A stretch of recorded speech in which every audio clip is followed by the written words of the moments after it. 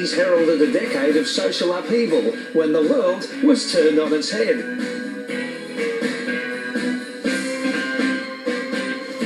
Coca-Cola was the real thing. And America had a new president. John F. Kennedy was sworn in as their youngest ever. The 1960 Olympics, and the Australian team departed for Rome with great expectations. Two of our aspirants were the newly engaged Dawn Fraser and boxing's Tony Madigan. You must be feeling pretty confident about Rome. I am. How about you? I feel pretty good. I don't think I've ever felt better either. Doesn't make you get much better. Also at the Olympics, a loose limb kid from Louisville, Kentucky, took gold in the light heavyweight boxing. He's seen here a year earlier in the Chicago Golden Gloves final. His name, Cassius Clay, a cocky 17-year-old with fabulous speed. 4 years later, the kid changed his name to Muhammad Ali. His opponent here is Tony Madigan. Twice going close against Clay will always be Madigan's calling card. Tony would win 2 Empire Games gold medals and box at 3 Olympics. Even though their bout here in Chicago was exhausting, Madigan was never lost for words. Well, he's a starter boxer that's always provided me with a lot of trouble. He's very tall and has a very fast left hand, and he continually moves away. And I haven't got the patience normally to fight those fighters the way they should be fought, and unfortunately I can't very much start enough as I should be able to meet that contingency. Madigan was well known as a male model, and his looks came in handy wherever he went. Empire Games gold medalist Wally Taylor remembers. He was one of those guys when both of us go out together, I'd stay with him because I'd get his second girlfriend.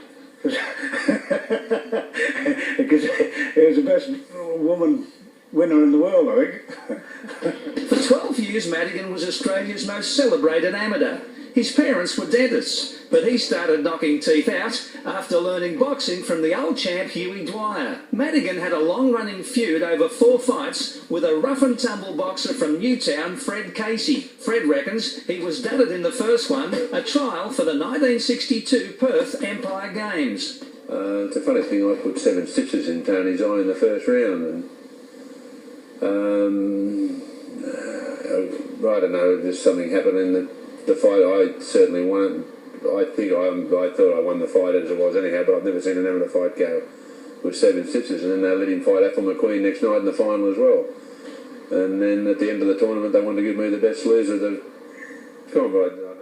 In their second fight, staged in Griffith, New South Wales, Fred had just recovered from a broken hand playing rugby league for Newtown, and Madigan again got the decision.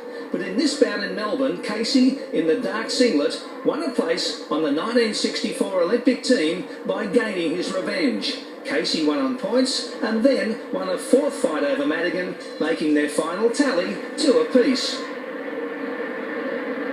The handsome, square-jawed Madigan, seen here beating Jojo Miles from Ghana for the 62 Empire Games gold medal in Perth, had even more success in business than he did in boxing. Unlike so many of his counterparts, he became a wealthy man, and the tough guy with the Hollywood looks lived for some time in Monte Carlo. Meanwhile, Jimmy Carruthers had grown tired of his hotel business and announced a comeback at the age of 32, following more than 7 years in retirement. He still possessed his old skill, but not the speed, and his toughness was called on more than ever. This comeback would prove to be a disaster. In 1961, Carruthers' perfect record was stained. His comeback fight before a crowd of 13,000 at Sydney Stadium was against Aldo Pravasani. It may have gone 12 rounds, but Carruthers was badly cut up. At the time, Jimmy dreamed of owning a motel by the beach.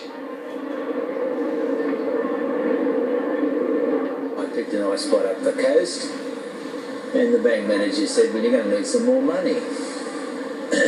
So I would advise all boys to stick to good trades, learn some skills, because you have to fall back on what you know. Now I had to fall back on what I knew, and boxing was all I knew.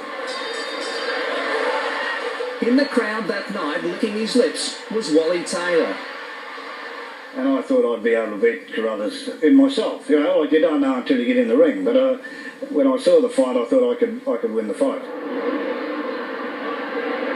Carruthers' next bout was against Taylor before a similar crowd. Taylor was strong and hungry, toughened in his hometown of Mackay, where he cut Kane with his brother Ollie, an Olympic bronze medalist. That night, he gave Carruthers his second hiding.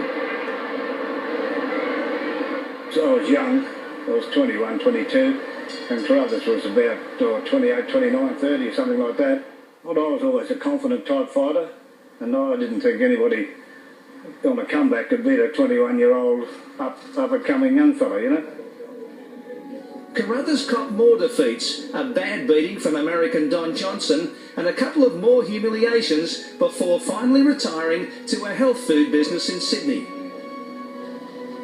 But even in defeat, Carruthers had dignity and class. Vic Tauil still remembers him fondly. He was really a gentleman, really. Very nice chappy. No, doesn't swank or brag or show off. Like, because some fighters, they think they're like Samsons and Tarzans and so, oh no. No, he was very good. Sadly, the once super athlete was taken by cancer in 1990. Jimmy Carruthers was a gentleman inside the ring and out, and a great ambassador for his country. This handsome, fair-headed hero was a champion in every sense.